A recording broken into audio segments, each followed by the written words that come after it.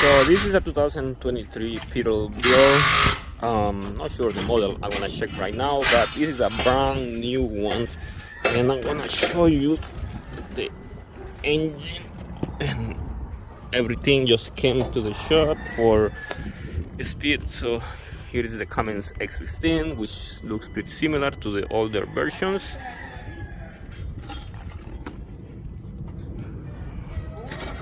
And see, nothing different to the older versions. A lot of stuff that can break over the road. This is a very fragile piece here, this hose, but this is the way these new Cummins, new engines are coming in general. 2023, remember, brand new one.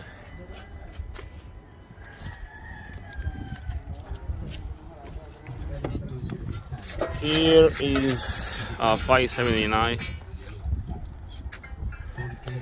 and this is the way it looks inside. See, dash screen completely digital now, but everything else looks like they're all 575, very similar.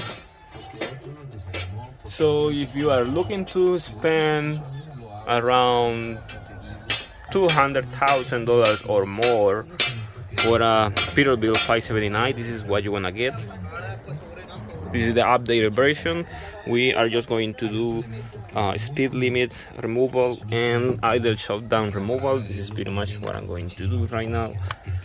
And after that, there's nothing else needed because it's a brand new one with 300 miles. See, 300 miles on it, brand new. So this is pretty much what you're looking for if you are going to buy a brand new Peterbilt 2023 with the Cummins X15 engine. Just a little video, little show, just to let you know how it's gonna be. The rest of the components are pretty basic. We have these brakes too, but this is what you get. So